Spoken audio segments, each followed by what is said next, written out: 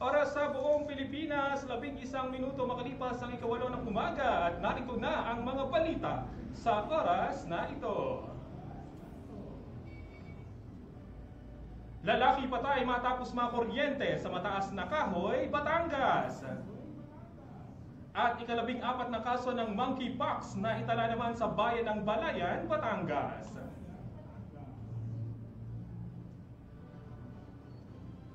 At hindi alamin ang Taal Volcano Update maya-maya lamang.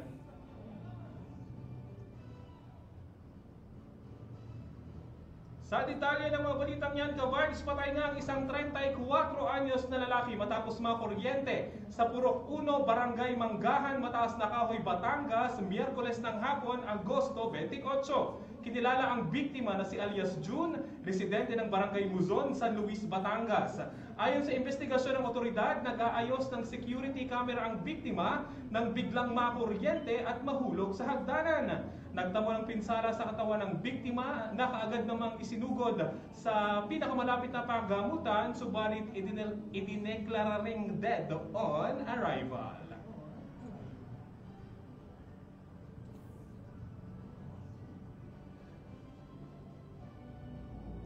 Samantala mga ka-Vibes, nilinaw ng lokal na pamahalaan ng Balayan, Batangas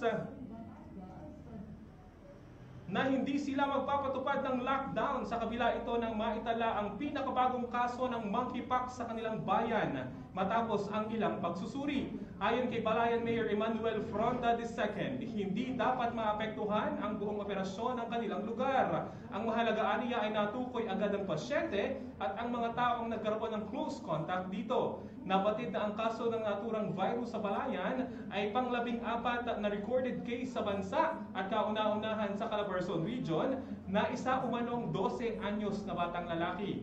Ayon sa Department of Health, nakitaan siya ng pantal sa kanyang mukha, pubic area, paa at iba pang bahagi ng katawan. Mayroon din siyang ubo at nakakaramdam ng pananakit ng katawan. Ayon sa report ng Regional Epidemiology Surveillance Unit, walang umanong travel history ang 12 anyos na lalaking pasyente at nagsimulang makaramdam ng sintomas ng virus noong ika-10 ng Agosto. Hindi na tinukoy ang pagkakakilanlan ng biktima. Ito'y upang hindi mabiktima ng bullying o harassment ang bata at ang kanyang pamilya. Tiwala naman po ang alkalde na ginagawa ng mga opisyal, lalong-lalo na ng local health units ang kanilang tungkulin para maiwasan ang pagkalat ng sakit at sa iba pang mga residente.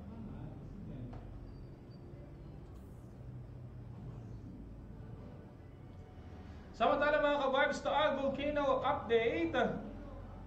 Nagbuga ang Taal Volcano ng 4,398 tonelada ng sulfur dioxide o asupre base sa nakalipas na 24 oras sa pagmamanman ng PHIVOLCS. Ang Bulkang Taal ay nakapagtala ng 2,400 metro ang taas at napadpad ang hangin sa direksyong Timog Silangan at Hilagang Silangan. Kahapon ng umaga ay muling naglabas ng makapal na usok ang Taal Volcano at nananatili pa rin po ang Taal Volcano sa alert level number 1. At yan ang mga ka-Vibes sa mga balitang dapat niyong malaman ngayong umaga. O galing nakatutok dito lamang sa GB 99.9 para maging GB informed at GB updated sa mga kaganapan sa loob at labas ng lalawigan. Ako po ang inyong naging tagapaghatid balita, ang inyong DJ Joey Boy para sa GB News Express.